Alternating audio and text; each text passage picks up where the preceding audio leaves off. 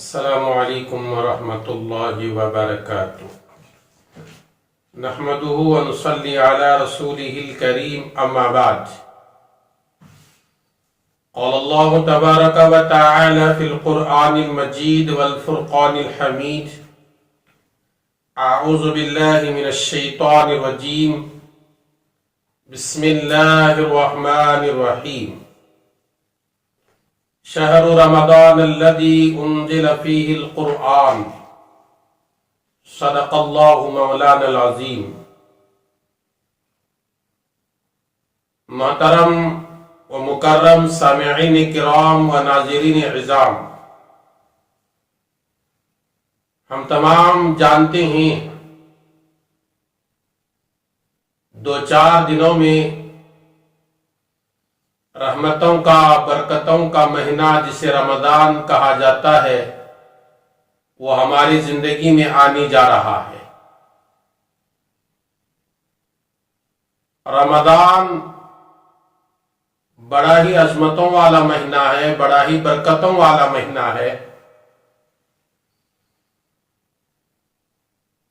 اس کی برکت کے لیے یہی بات کافی ہے کہ رمضان المبارک ہی میں اللہ تبارک و تعالی نے دنیا کے آخری آسمانی کتاب قرآن مجید کو نازل کیا،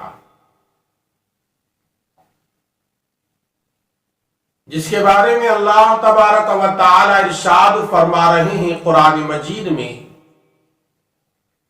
شہر رمضان الذی انزل فیہ القرآن، رمضان کا مہینہ وہ ہے جس میں قرآن نازل کیا گیا،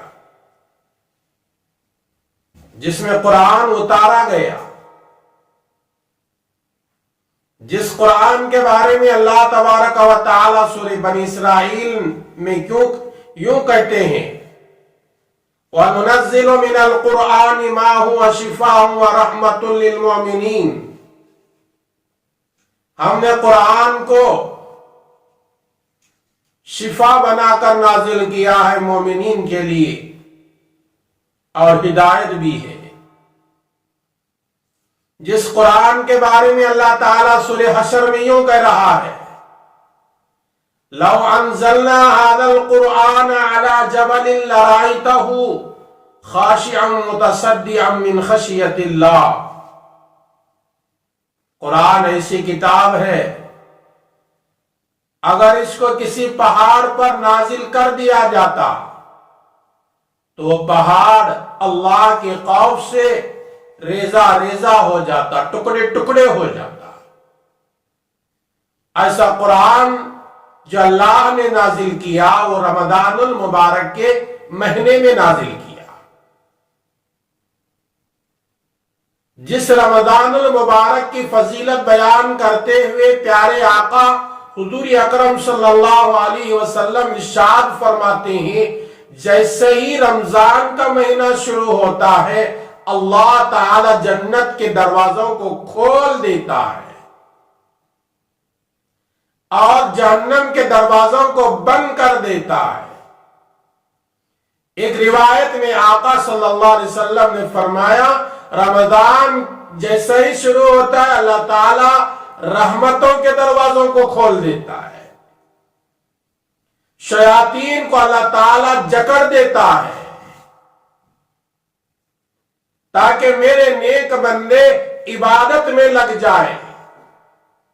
اللہ کو راضی کرنے والے اعمال میں لگ جائیں۔ رمضان المبارک کے مہینے میں چند چیزوں کا اہتمام کرو۔ پہلی چیز یہ کام کرو کہ رمضان آنے سے پہلے ایک کاغذ لے لو اور اس میں لکھ لیا کرو کہ صبح سے لے کر شام تک مجھے فلاں فلاں وقت میں یہ کام کرنا ہے۔ میں جب سحری کے لیے جاگوں گا تو 1 گھنٹہ پہلے اٹھوں گا یا آدھا گھنٹہ پہلے اٹھ کر میں تہجد کی نماز ادا کروں گا، میں تھوڑا وقت دعاؤں میں لگاؤں گا، اس کے بعد سحری کھا لوں گا،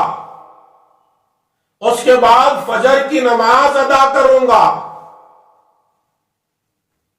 فجر کی نماز کے بعد تھوڑی دیر بیٹھ کر قرآن کی تلاوت کروں گا،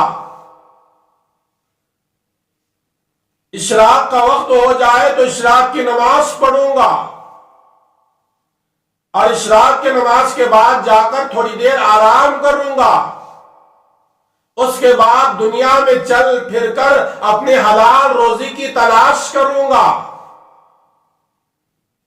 اور حلال روزی کی تلاش میں کبھی جھوٹ نہیں بولوں گا، کبھی غیبت نہیں کروں گا،